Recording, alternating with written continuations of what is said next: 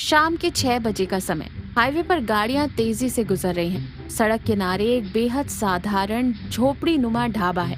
इसकी कोई दीवारें नहीं है, बस 4 मोटे बांस के डंडों पर एक पुरानी और फटी हुई तिरपाल की छत टिकी है। नीचे कुछ पुरानी चारपाइयां बिछी हैं। मिट्टी के चूल्हे में लकड़ियां जल रही हैं। शुभ चेहरे पर थकान, लेकिन आंखों में ईमानदारी, और कपड़े मैले कुचले पहने हैं। एक बड़ी मिट्टी की हांडी में देसी मुर्गा पका रहा है। ताजे पिसे मसालों की महक हवा में घुल रही है। उसकी पत्नी कस्तूरी चूल्हे की आंच में पसीने से लथपथ होकर गर्मा गर्म तंदूरी रोटी बना रही है। पास ही 50 फीट की दूरी पर एक बहुत बड़ा चमकता हुआ रॉयल पंजाबी ढाबा है, जहां नियॉन लाइट्स जल रही हैं और महंगी गाड़ियां खड़ी हैं। शंभू अपने हाथ से माथे का पसीना पोंछते हुए निराश होकर हांडी में देखते हुए कहता है, कस्तूरी, आज मुनीम जी से कर्जा लेकर ये देसी मुर्गा और मटन लाया हूँ। मसाले भी खुद कूट कर डाले हैं। महक तो बहुत अच्छी आ रही है, लेकिन सुबह से सिर्फ एक ट्रक ड्राइवर ही रुका है। अगर ये सारा गोश्त बच गया तो कल मुनीम जी का ब्याज कैसे चुकाएंगे?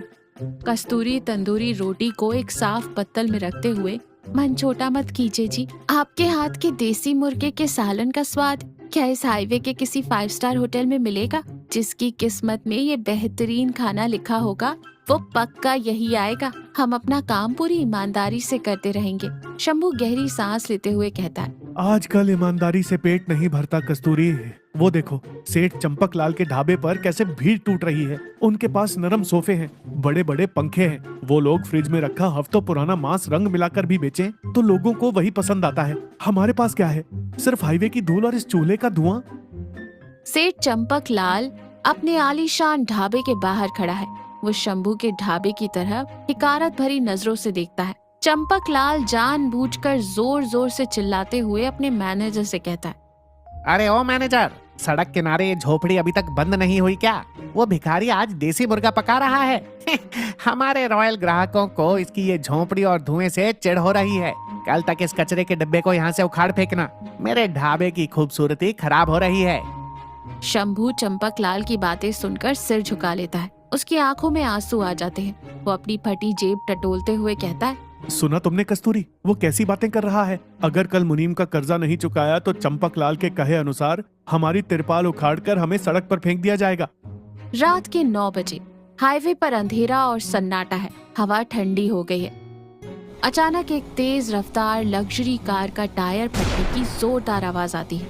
कार बेकाबू होकर शंभू के ढाबे के ठीक सामने आकर रुकती है। कार में से एक अधेड़ उम्र का आदमी अखिलेश उतरता है और हाफते हुए कार का बोनट पकड़ लेता है। अखिलेश पेट पकड़कर करहाते हुए कहता है, अरे बाप रे, एक तरफ ये भयानक भूख और ऊपर से इस टायर को भी अभी फटना था। चारों ओर देखते हुए फिर कहता है, कोई है क्या? कम से कम थोड़ा पानी मिल जाएगा, मेरी जान निकल रही है। शंभू घबराते हुए कहता है, बैठिए बाबूजी, पहले आप इस चारपाई पर बैठिए। कस्तूरी, जल्दी से पानी लाओ। और तुरंत करछुल छोड़कर अखिलेश के पास दौड़ता है। कस्तूरी एक साफ मिट्टी के घड़े से ठंडा पानी एक ग्लास में भरकर लाती है। अखिलेश कांपते हाथों से गटागट पानी पीता है, फिर कहता है, मेरा बीपी और शुगर अचानक बहुत गिर गया है। सुबह से कुछ नहीं खाया, मुझे बहुत तेज भूख लगी है, चक्कर आ रहे हैं। क्या खाने को कुछ मिलेगा? मैं उस सामने वाले बड़े ढाबे तक चलकर नहीं जा सकता। शंभू संकोच के साथ और विनम्रता से कहता है, बाबूजी, उस बड़े ढाबे में जाने का कोई फायदा भी नहीं है। वहाँ सब पैकेट बंद और केमिकल रंग वाला खाना मिलता है। मेरे पास देसी मुर्गे का रसेदार सालन, गर्मा गर्म तंदूरी रोटियां और थोड़ा मटन कीमा फ्राई है। झोपड़ी है, लेकिन हमने इसे बहुत साफ रखा है बाबूजी, अगर आपकी इच्छा हो तो। अखिलेश बेताबी से मसालों की महक सूंघते हुए कहता है, देसी मुर्गे का सालन जो भी है जल्दी ले आओ भाई, भूख के मारे प्राण निकल रहे हैं। कस्तूरी तुरंत एक बड़ा केले का पत्ता लाकर चारपाई पर बिछाती है। उस पर गर्मा गर्म तंदूरी रोटियां रखती है। शंभू एक साफ मिट्टी के कटोरे में हांडी से निकालकर भाप उड़ता हुआ देसी मुर्गे का सालन परोसता है। साथ में थोड़ा मटन फ्राई, कच्चे प्याज के टुकड़े और नींबू रखता है।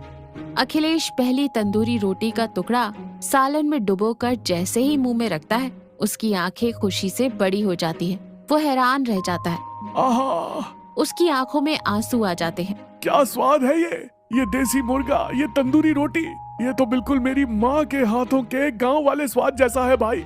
असली मसाले और बिल्कुल शुद्ध। अखिलेश बिना कुछ और बोले बहुत ही तृप्ति और आनंद के साथ सारा खाना खा जाता है। अखिलेश हाथ धोकर गहरी संतुष्टि की सांस लेता है। तुमने आज सिर्फ मेरा पेट नहीं भरा भाई, मेरी जान बचाई है।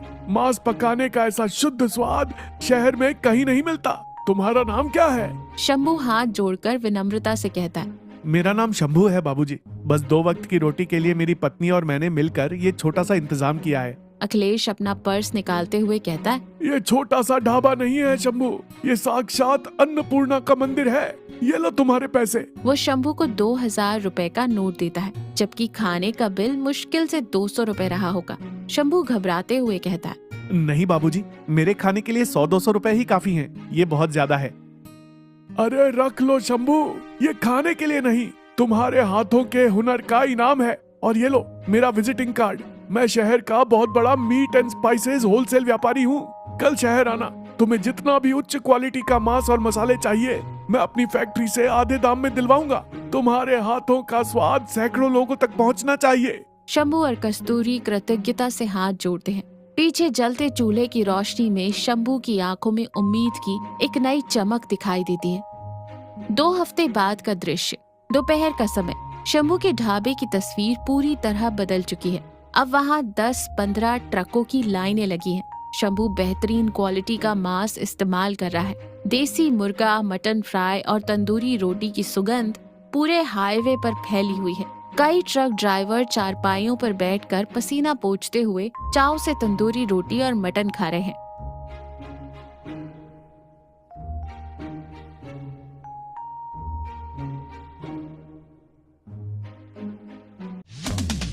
Amazon Great Freedom Sale, live now.